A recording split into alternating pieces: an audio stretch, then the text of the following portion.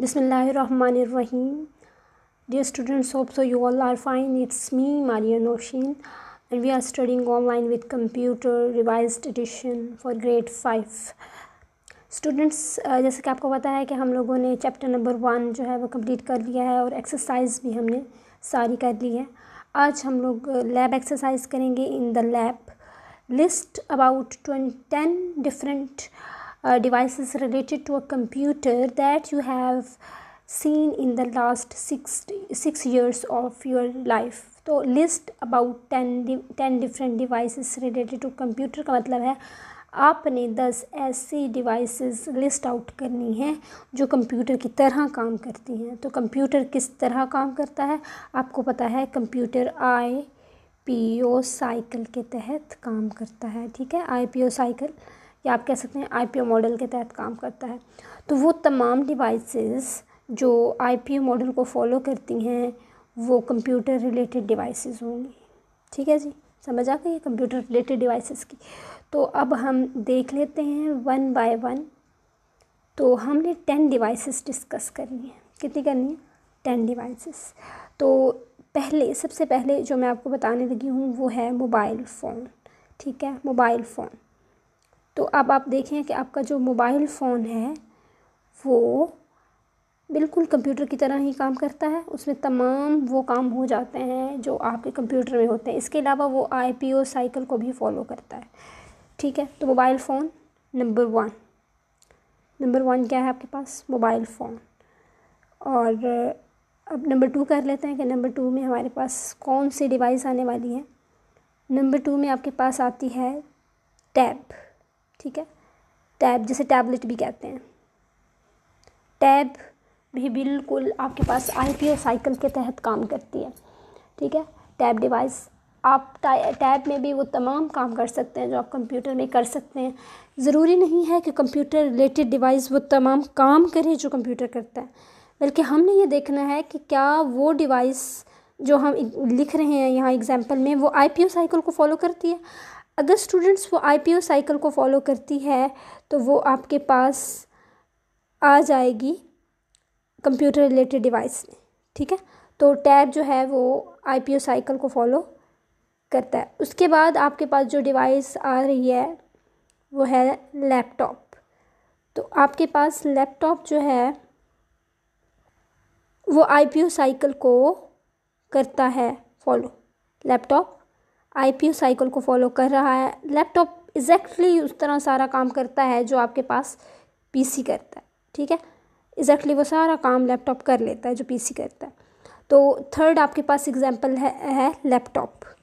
Fourth example क्या होनी चाहिए जी? फोर्थ एग्जाम्पल है आपके पास प्रोजेक्टर. प्रोजेक्टर क्या होता है? प्रोजेक्टर आपको एक लार्ज स्क्रीन प्रोजेक्ट करता है. प्रोजेक्ट का मतलब होता है थ्रू करना, फेंकना जिसको कहते हैं आप.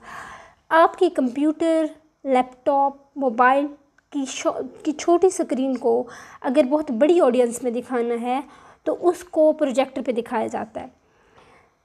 इसकी मैं आपको एग्जांपल ऐसे देती हूँ कि जैसे मूवी देखने जाते हैं सिनेमा हॉल में तो वहाँ भी प्रोजेक्टर्स होते हैं. ठीक है, इसके अलावा प्रोजेक्टर्स का इस्तेमाल जो है वो जहाँ बड़ी बड़ी स्पीचेस हो रही होती हैं और बहुत ज़्यादा लोग होते हैं और वहाँ पे उसका इस्तेमाल किया जाता है. पावर पॉइंट प्रेजेंटेशंस का स्लाइड्स चलती हैं. तो जो स्लाइड्स चलती हैं वो जब लोगों को दिखाई जाती हैं तो ज़ाहिर बात है लोगों को वो लैपटॉप पे इतने ज़्यादा लोगों को तो नहीं दिखाई जा सकती जो सब स्पीच सुन रहे हैं.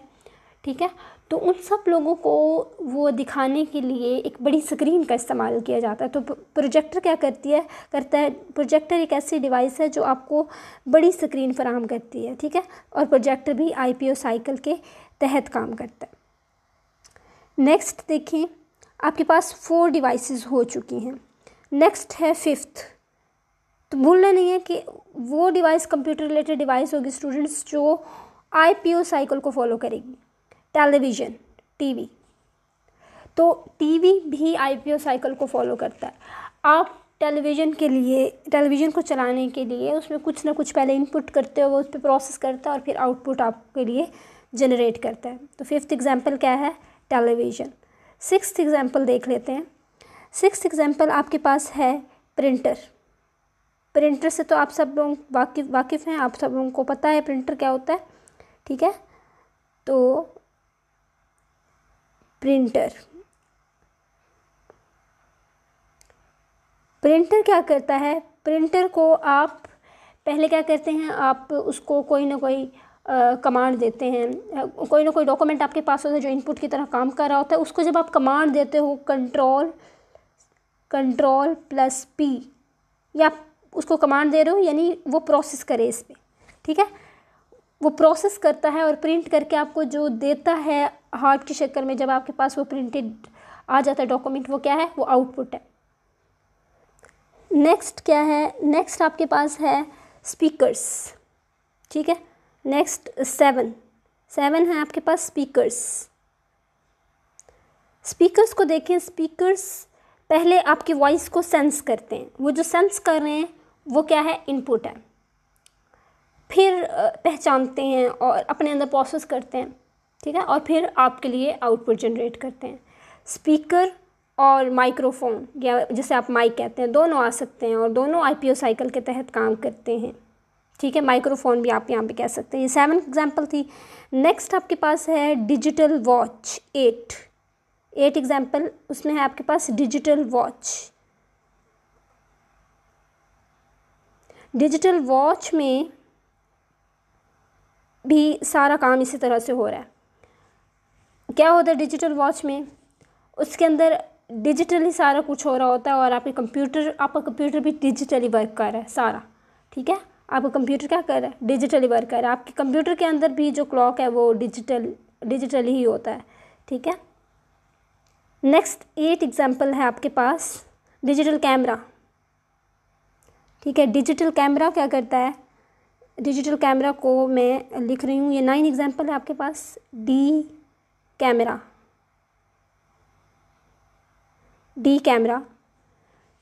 डिजिटल कैमरा भी पिक्चर्स पहले लेता है, इनपुट यानी कि इस पर प्रोसेस करता है और आपको आउटपुट भी दे देता है। उसी वक्त आपको पता है कि आप डिजिटल कैमरा में उसी वक्त अपनी खींची हुई तस्वीर देख सकते हैं। तो जो उसी वक्त आउटपुट दे देता है, इसका मतलब है इनपुट जब आप उसको देते हो और आपको आउटपुट भी जनरेट करके दे देते हो, इसका मतलब क्या है, वो डिवाइस क्या है, वो आईपीओ मॉडल को फॉलो कर रही है। और वो तमाम डिवाइसेस जो आईपीओ साइकिल को फॉलो करती हैं वो कंप्यूटर रिलेटेड डिवाइसेस हैं। नेक्स्ट है आपके पास bar code reader. Bar code reader क्या होता है, बार कोड रीडर पहले मैं इसको आपके लिए लिख लेती हूँ। 10 बार कोड रीडर, ये ओ है, बार कोड रीडर, ठीक है। ये डिवाइस क्या करती है, ये डिवाइस बार कोड लाइंस को रीड करती है। अब आप ये कहें कि ये बार कोड लाइंस क्या होती हैं, तो मैं पहले आपको ये समझा देती हूँ। आप मार्केट में कोई भी प्रोडक्ट लेते हैं, चाहे वो आपकी पेंसिल से लेके बड़ी से बड़ी प्रोडक्ट, शूज़, या ये जो भी हमें डिस्कस किए हैं चीज़ें, माइक्रोफोन्स, इसके अलावा प्रिंटर, प्रोजेक्टर, ये तमाम प्रोडक्ट्स ही हैं ना, ठीक है। ये आप मार्केट से लेते हैं, हर वो चीज़ जो आप मार्केट से लेते हैं वो प्रोडक्ट है, ठीक है। तो वो प्रोडक्ट जो है, चाहे वो पेंसिल है, चाहे लैपटॉप है, जो भी है, उसकी पैकिंग पे क्या होता है, कुछ लाइंस होती हैं, ऐसे वर्टिकल लाइंस होती हैं, ठीक है। इनको आप कहते हैं बार कोड लाइंस। क्या कहते हैं, बार कोड लाइंस। इनको बार कोड रीडर रीड करता है।